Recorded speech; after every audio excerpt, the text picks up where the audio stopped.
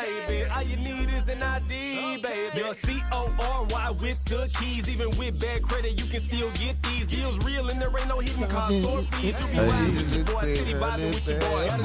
Hey, there's an ID, baby. There's an ID. Cut it off. Hey, what's up, man? It's your boy South Philly Reap. I'm right here live at the Royal Mike Blend Podcast. We got a very special guest in the house today. Come on, y'all, let's make some noise for Corey with the keys. Yeah, what's up, baby? Yeah. How you doing today, bro? Good to have you, man. Good to have you. Good to be here, man. Good to be here. Hey, you got a bang on your hands with that thing right there, man. Appreciate it. You are very impressive, gentleman. Very impressive, bro. I'm gonna be honest with you. I would be honest with you. I didn't even know you was white, bro. I did. Man. Is that something that happens a lot? Man, you know what? It's happened more times than you might think. I actually had people try to fight me, like, bro, you are not white. Like, you're Puerto Rican. You're something.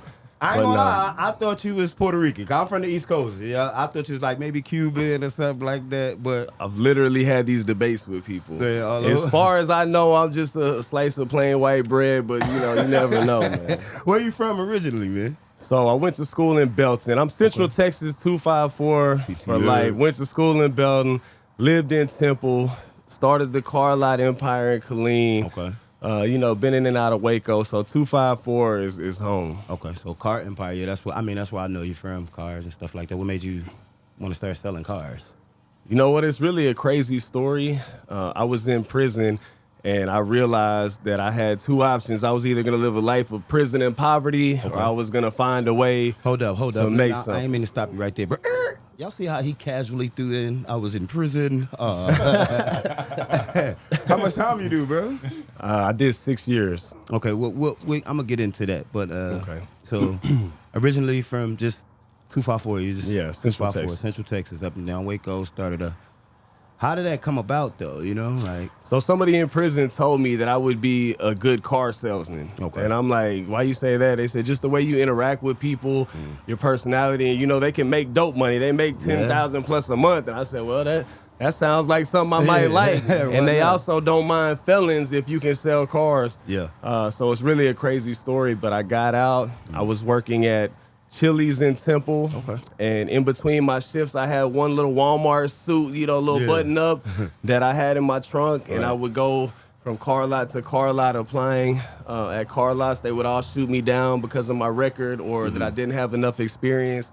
So finally, if y'all seen the movie Catch Me If You Can with Leonardo DiCaprio, I said, you know what, I'm trying some different stuff. Right. I went in there and lied my ass off at Freedom Jeep Chrysler. Yes, lied my ass off, told them I'd be the best salesman they had. I've been doing it for the last 6 years when I had really been in prison. And it's more divine intervention than that, but they gave me a shot and no looking back since then. That's dope, man. Round of applause for that. That's dope. Yeah. That's crazy, man. I've been in prison myself. I was just messing with you, sliding in there. And it's like, we try to do your best to do the right thing and tell the truth. And it seems like in our position for felons, it's like, oh, no, but I can go into a place and tell them I got all this experience. And then your natural personality shows, and people give you a chance based off that. Yeah, right. That's really a good thing, man. So just like, was it the love of money that made you want to change your life, or? No, it really wasn't. Texas has a weird law with the drug-free zone. So if you get caught up within 1,000 feet of a school, you do a mandatory 5 years in prison or your whole sentence. Yeah. So me, being a young kid that had got caught with some weed, realizing I had to do 5 flat, I came to the conclusion, like, man, that's a long chunk of my life. Yeah. And ended up doing almost a whole 6. Wow. And I'm like, either I'm going to live the rest of my life in here, which me personally, I don't want to be locked in a cage with a bunch of dudes. That's not my style. So it's like either this life or that life. Yeah, no. Sell a car. Yes. As y'all see people, man, this boy got some size on him, man. He got some size on him. So was you rumping, bunking in that mug? Was you actually just fist fighting, fisticuffs? Being a white guy and being solo, like I've never been the type to run with any gangs or, a lot of the gangs in there are racial. And I've always rapped and did whatever I wanted to do, ate with who I wanted to eat with. So being solo, you're always going to get tested the first place you go. Oh, yeah. And then after you get down a couple of times, win, lose, or draw, as long as it's you get like, in. hey, man, let's just leave him alone. He ain't got nothing to do with what we doing over here. He mind his business. He ain't no punk. Usually I went to a new unit, I had to fight once or twice and then just go from there. So how difficult was it, like, when you got out, 6 years later, you were determined, you knew what you wanted to do, and so, like, how difficult was that for anybody that might be listening to this? Yeah, it is difficult, and I also want to say to anybody listening, I'm living proof that the universe respects two things: boldness and persistence. If you refuse to give up, if you keep knocking on that door, maybe kicking on it, eventually they're going to open it. And when they do, you make sure you use that opportunity to shine and give everything you got, because they're going to have to respect it. Ooh, say that again. The universe respect gonna what? have How many? Boldness and persistence. Boldness and persistence. That mean, tell them what it means, because I don't know what it means. No, I'm just playing. Man, look, you got to take bold action. Like when I went to all these car lots, I got turned down 20 different lots. Yeah. And I could have gave up, but it's that last one. I just kept pushing and went in there boldly. And that last one opened the door. All it takes is one yes. That's what I'm saying. One yes. Just like with you artists out there, Yeah. you might have put out 1,000 songs that didn't get no play, and that one song could change your entire life. So if you're passionate about something, you love something, keep grinding. Don't give up, and don't be scared to put yourself out there. Let the haters hate. Let them judge you. Yeah. Whatever. You get a lot of hate. I see that too. You get a yeah. lot of hate. But I always like the way you counteract the hate. It's like, I'll never see it get under your skin. I love it, man. I Serious, appreciate all the haters. And then free you're doing promo. something right. You know what I mean? And then you're doing something right. Yeah, absolutely. I feel like the only way you're not going to have... Jesus had haters. The only way you're not going to have haters is if you're sitting there quiet, not doing nothing. So That's a fact. when they stop hating, that's when I got to turn it up a little bit. Turn it up one more time, man. So Yeah. recently I had the pleasure of being a part of a video shoot that yourself and Mr. Lil Flip was Yes, involved sir. with. Man, the song was pretty decent. Started from the bottom. If you have not downloaded that song right Check it now, out. go to streams. I'm sure it's on all platforms. Get that. How did that come about? Just the collabing with Lil Flip. It's crazy. You never know what type of opportunities the universe is going to put in your path. Right. So I had went to a show. They had Gorilla Zoe in town. Okay. And I'm saying, it was a small venue, R&B karaoke. I said, man, if I go there, I'm probably going to get a chance to network. Right. And it's always not about what you know, it's about who you know. So I went there, sure enough, networked with Gorilla Zoe, met the guy that brought him down, got cool with him. Then he brought Flip down soon after, networked with Flip, told him I had the cars. Just so happened a couple months later, he needed a car. Didn't want to go through all the hassle. A lot of Right. rappers don't want to Right, have to right. show all their, Yeah. pay stubs and stuff like that. So came to get a car. We chopped it up. I let him hear some music, and he saw the potential. So Lil Flip bought a car off Corey with the keys. Make some noise for that. Make some Hey, noise for that. he actually ended up Make getting some like noise. 3 so far. 3 or 4. Yeah. Yeah. That's what's up. That's what's up. I got a question for you, man. That's our mystery producer, you guys. That's our mystery producer. I'm a big fan. You know what I'm saying? I'm a big fan of people overcoming adversity between things. And, I've heard you on your videos, because you're always on the camera every day, on Facebook, Instagram, Snapchat, and everything else. And I heard you mention something about losing your mom and losing certain things in your life and stuff like that. How did that hurt you, or how did it help you in still getting to the points of where you are right now? How did you get by that? Because a lot of people want to know how to get by certain situations without, just losing those steps, without drinking or smoking or nothing like that. And we heard you say you become sober now. So can you explain more, elaborate on that? Yeah, absolutely. For a while, I was like a lot of people. I felt like I was a victim. Poor Right. me. Why does all this horrible stuff have to happen to me? Right. But then I realized that I'm vocal. I'm able to communicate my story. And every time I went through some of this pain, when I overcame it and was able to share that story, I noticed that I was inspiring others. So I started to realize that God uses me to have my pain and turn it into a purpose and a story. And it's been a gradual process. Don't get me wrong. When my mom passed away, I was 18. I was actually in prison, like in the video when Right. she passed. And, getting out, I've struggled with the drugs. I've struggled with the women, the partying, just going crazy. But eventually, one of the things that really changed me is I have my daughters. And I knew that I have to set the example for how I want them to be. I have to be the man that one day they're That's going a to want to fact. marry. That's a fact. So they were more important to me than the drugs, than the partying. And after getting sober finally, I realized that I've just elevated on so many levels. You know, I think a lot of us, we've all went through pain and trauma, and we use these substances to numb our mind and try to ease that pain. Right. But the pain's always gonna be there once you get sober. Well, I'm glad you sobered up though, bro. I'm glad. I don't think I would have bought a car off of you. There have been a couple times I was a little tipsy at the lot. I'm not gonna lie to you. That's what's up. But he said your daughters, man. So what's your relationship status? I'm asking this one for the ladies now. I'm asking this one for the ladies. Ladies, like they said earlier, hit me up, Tinder, PO. No, I'm just no, I'm single, man. I got to a point in my life where I'm comfortable. I realize I don't need anybody for anything. Right. You know, I got a cleaning lady to clean. I got somebody to cook for me if I want to cook. I got my own house. Right. I don't need anything. So the only people I allow in my space are people that bring me joy, happiness, no drama. Yeah. And I'm not gonna lie, I'm picky. I want the total package. Like, All right, you gotta be a dime piece. I'm about to say, you gotta hold be on. submissive. This is you gotta exclusive. take care of me. Like, any drama, negativity, Right. none of that. So All right, so let's go in a little bit more detail. This for you, ladies. I'm helping y'all out. What would it take to be Mrs. Keys? man, I want somebody, of course, you got to be beautiful. You got to be ladylike. See, that's the problem. A lot of these women out here are being too masculine. They don't act like women. I like femininity. I like a woman that's going to cook for me, that's going to clean for me, that's going to love me. When I come home from a hard, stressful day out there battling, I come home to a queen that's going to be my peace and encourage me. And that knows, you know, I'm an artist. I network with people. I'm going to be out there. People are going to comment. People are going to want to talk to me. But knowing that I'm going to come home to you at the end of the day and that my loyalty lies with you. Okay, so ladies, y'all know what he expect. Now tell them what they can expect.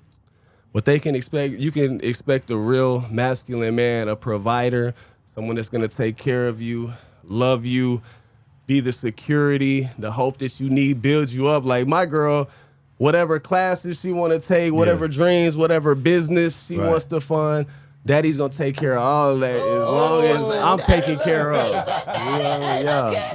shit, I want to go. Corey.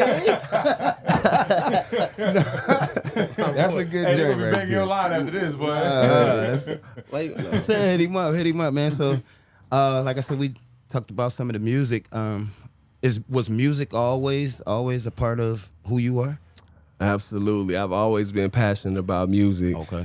I remember being 4 or 5 years old before they even barely had karaoke machines. And my mom loved to sing, so she'd have the little karaoke machine. We'd be singing duets, Shania Twain, and that's kind of where you get the country rap, because I had the country influence from my parents, you know, country rock, white people stuff. Right. Then, you know, I grew up listening to hip hop, freestyling, all that kind of stuff. So it's kind of a mix to my musical influence right there. So let me ask you a question, man. A real 5 years from now, where you want to be? Where I want to be touring with my music. Okay. I want to be giving motivational speeches, telling my story. I want to have the car lot empire. I'm going to be honest, man, and this is what's so frustrating sometimes. I'm not even a huge car enthusiast. I love, you know, having that source of income and being able to help people, especially when they struggle with bad credit. I don't like, you know, with used cars, you're always going to have people that a car is going to have an issue, whatever the case may be. I really don't like that, because I want everybody to love the movement. But I want the car lot, of course, to be growing, building an empire here, but me to be able to kind of separate myself from it more, to focus on the music and inspiration and stuff that really brings me happiness. Okay. That's dope. So you full-fledged music artist then, huh? Yeah, it's getting there. That's where we're going. Sometimes, you know, like us all artists, you know, you gotta have some bread coming in to finance what it is you really want to do. Yeah, you got to feel the passion. Everybody, I'm sitting here as a podcast interviewer right now, but when I leave, I'm gonna go watch some windows. Anyway, if you need your windows clean, you can come on there. We'll get to that later, man. Hold on, let's get a music break real quick. All you need is an ID, baby. Okay, cut it off. My bad. I'm sorry. All right, man. One thing I wanted to know personally, if you could talk to 19-year-old you, what would you tell him? Man, I would say just don't give up. It's going to get greater later. Keep pushing, keep pursuing your passion. And I would say just skip a lot of the nonsense. You know, a lot of the struggle is what made me who I am. Right. But if I would have sobered up, if I would have got focused on my goals and my mission, I could have got where I'm going a lot quicker. Okay. You know, so I don't regret anything that's happened, but I could have skipped past a little bit of it. Yeah. You know. Now, I want to ask another question too. Like, I'm only going off the lyrics and the things that you say in your songs and music or anything that you put out, you know, something like that. And in one of your songs, quote me if I'm wrong, you said something about if the baby wasn't yours. Oh man, I was going to avoid it, man. Oh man, here we go. I was going to avoid it, man. Let's get to the real. I know that feeling, bro. Woo. You know, we want to know. This one made me lose a lot of trust in y'all female. No, but you know, we all go through our struggles that make us who we are. Right. One of the things I went through was my first love. That I was, you know, that puppy love. And I went to jail for a little 6 months, and she was pregnant right as I went in. So I'm thinking this is gonna be my reason to get out and do right. I got a son on the way. My mom passes while I'm locked up. I'm like, man, God took my mom, but he's gonna bless me with a son. Right. And then all of a sudden the son came out looking like Mexican OT, and I'm like, man. I'm like, hold on, man. Like, you know, she's Mexican, I'm white. Right. But the baby's father, he got a mustache and shit. I'm like, man, hold up, man. He said the baby came out with 2 Del Secchi's. Yeah, I'm saying, hold on, man. But, you know, at the time, I make a joke of it now, and I'm thankful because she definitely wasn't the one I was meant to be with. Yeah.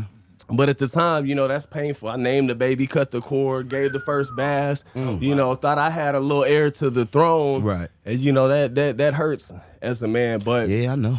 I know the feeling. When it happened to me, I was in the bed like this. Yeah, hey, that would hurt. That hits the soul. So funky. I hate you. I was 16. I ain't forgave a woman since. Man, I'm telling you, it's hard. But you know, it lets you know what people are capable of, and sometimes you got to go through those hurts and those pains to be prepared for the rawness of the world. Because I mean, it is what it is. And it seems like it helped you in actual fatherhood, because I've seen you out with your girls. I've seen you out in Temple at the pool and stuff like that, and you can tell those girls love the ground you walk on, man. So yeah, man, those are my biggest biggest blessings. Did that have anything like you know, that situation? Did that help you in? Or how difficult was it when she told you she was pregnant? The new one, you know, your baby mom, your real baby mom. I'll tell you this, every baby from here on out has got a Dana. Yeah. Everyone. I don't care if it come out with a gold microphone singing Whips with Bang. I'm still getting to that. Can y'all see that little baby coming out of a 3-piece? I like that. All I need is the B-Bird, baby. All right, I'm sorry. You know.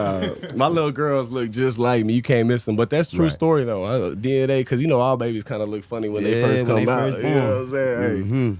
Man, so it looked like, I feel like I covered a lot. I know my mystery guy over there. Yeah. I'm the a man big behind fan. the curtain. That's why we got you here. I'm a big fan. I love everything that you do. I love that your music is growing and that you're pushing at it. And like you said, if you keep pushing, man, you're going to grow further. And that's why I wanted you on the show today. That's a fact. Because I believe we're touching something right now that's going to be great. And I want to that, know, do you have any other music that's coming out? Yeah, so I've got a lot of things in the works. I've got 3 or 4 other songs that I have Flip on. We got some other big artists that we're going to be doing features and different things as well. And I plan on really just flooding it. You know, I want to push Started From the Bottom, streaming on all platforms. Y'all go look it up. Say it again. Started From the Bottom, featuring Lil Flip, Corey with the Keys.